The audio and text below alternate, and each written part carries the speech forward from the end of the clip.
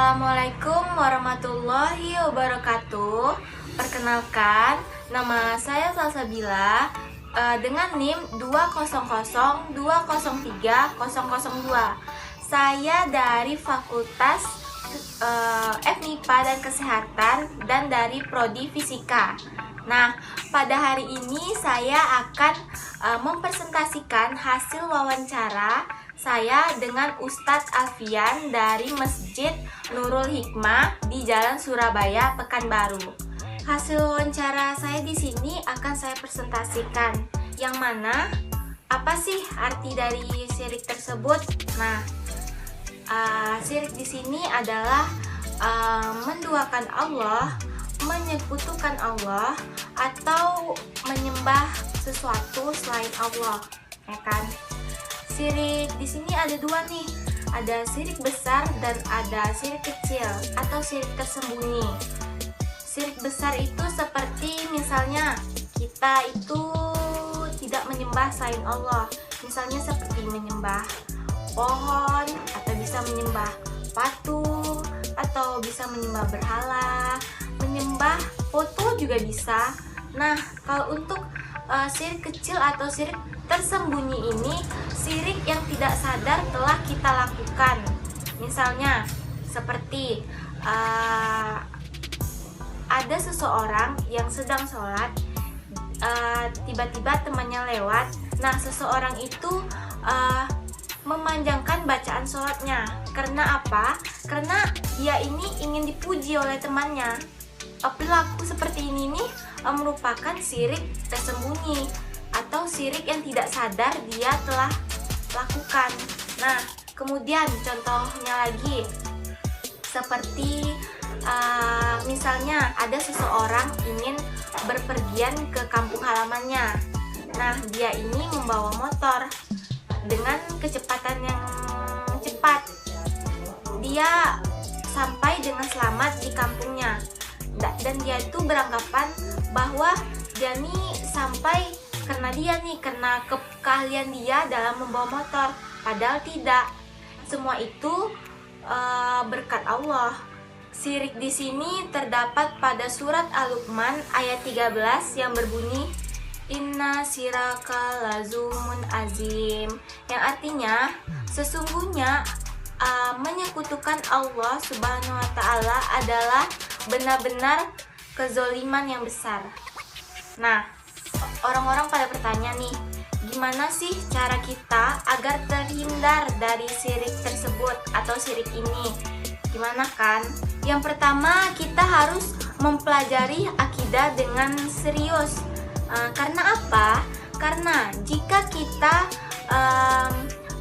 akidah kita ini kuat, maka insya Allah kita akan terhindar dari perbuatan yang berbau kesyirikan. Nah, yang kedua, kita beribadah harus dengan ikhlas. Misalnya kita beribadah itu harus mencari ridha Allah, tidak ingin dipuji orang, atau tidak ingin orang itu melihat kita, wah keren nih si ini, tidak itu. Nah, karena perbuatan yang seperti itu merupakan syirik kecil atau syirik tersembunyi. Nah, yang ketiga, bahwa kita yakin semua perbuatan kita akan dibalas oleh Allah Subhanahu wa Ta'ala. Ini terdapat pada surat Al-Baqarah ayat 8. Nah, yang keempat itu perbanyak zikirullah. Iman ini apa sih asupannya, gitu kan? Iman kita nih asupannya itu zikirullah, perbanyak mengingat Allah. Karena apa? Jika kita memperbanyak mengingat Allah, maka di situ hati kita akan tenang. Nah, kalau hati kita tenang, maka pembawaan kita itu akan senang saja. Nah, dimanapun kita berada, kita harus mengingat Allah. Misalnya kita mau di rumah, atau kita di sekolah, atau dimanapun kita berada, hari-hari kita tuh harus diperbanyak dengan mengingat Allah atau zikirullah. Maka insya Allah kita akan terhindar dari perbuatan syirik. Berikut ini akan saya tampilkan hasil wawancara saya bersama Ustadz Alfian setelah video presentasi saya. Dan saya pikir cukup hasil presentasi saya ini. Saya Salsabila pamit undur diri. Mohon maaf bila ada kesalahan. Wassalamualaikum warahmatullahi wabarakatuh. Assalamualaikum warahmatullahi wabarakatuh. Perkenalkan, nama saya Salsabila. Saya di sini akan mewawancarai Ustadz Alfian tentang syirik. Nah, menurut Ustadz, apa arti dari syirik tersebut? Baik, Salsa. Syirik itu artinya menduakan Allah, mensyirikatkan Allah, menyekutukan Allah, atau kita menyembah sesuatu selain Allah. Kalau kita sholat, kita menyembah siapa, Salsa? Menyembah Allah. Menyembah Allah, benar. Nah, itu benar. Cuman ada orang di luar sana, dia menyembah patung, menyembah pepohonan, menyembah batu. Nah, itu yang dimaksud dengan syirik. Dia menyembah sesuatu selain Allah. Nah, itu dinamakan dengan syirik besar. Ada juga yang syirik kecil atau syirik tersembunyi tanpa kita sadari. Kebanyakan dari kita melakukannya. Contoh, Salsa pulang kampung, ya kan? Pulang kampung bawa motor, terus bawa motornya kencang, tapi Salsa hati-hati, kencang bawa motornya hati-hati dan selamat sampai ke kampung.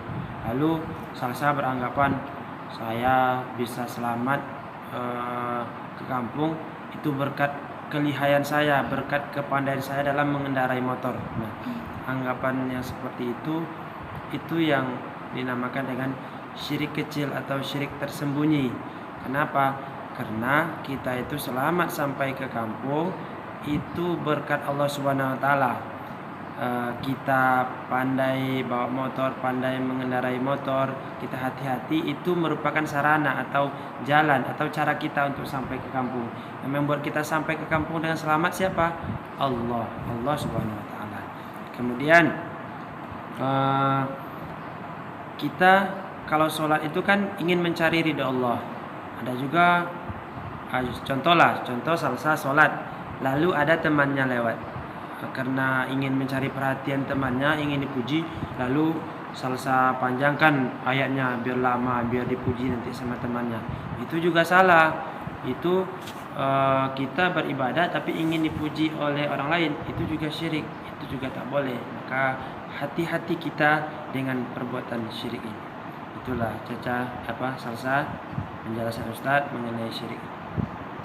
Selanjutnya Ustadz, misal kita kan tidak sadar nih kalau kita sudah melakukan syirik kecil ini kan. Terus gimana sih cara kita untuk menghindari syirik tersebut atau mengatasi agar kita tidak syirik itu tidak kita lakukan? Salah satu cara yang kita lakukan agar kita terhindar dari perbuatan syirik, yang pertama itu kita harus belajar akidah itu benar-benar fokus, harus serius, harus mantap kita dalam belajar akidah. Karena apabila akidah kita bagus, insya Allah kita tidak akan mudah terpengaruh dengan hal-hal yang berbau kesyirikan. Kemudian yang kedua, kita itu harus ikhlas dalam berbuat, dalam melakukan suatu ibadah itu kita harus benar-benar ingin mencari ridha Allah Subhanahu wa taala. Kemudian yang ketiga, kita harus yakin bahwa perbuatan kita itu akan dibalas oleh Allah Subhanahu wa taala. Sebagaimana yang disebutkan dalam firman-Nya surah Al-Bayyinah ayat 8, A'udzubillahi minasyaitonirrajim. Jazaa'uhum 'inda rabbihim jannatu 'adnin tajri min tahtihal anhar khalidina fiha abada radhiyallahu anhum wa radu an dzalika liman khasyiya rabbah. Yang artinya balasan mereka di sisi Tuhan mereka ialah surga Aden yang mengalir di bawahnya sungai-sungai, mereka kekal di dalamnya. Allah ridho terhadap mereka, mereka pun ridho terhadap Allah. Itulah balasan bagi orang yang takut kepada Tuhannya. Itu yang ketiga. Kemudian yang keempat, kita harus perbanyak zikrullah. Sebagaimana kita dalam hidup ini kita butuh makanan, butuh asupan, begitu juga dengan iman kita. Iman kita apa makanannya? Yaitu zikrullah. Perbanyak mengingat Allah. Karena dengan memperbanyak mengingat Allah, disitulah hati kita akan tenang.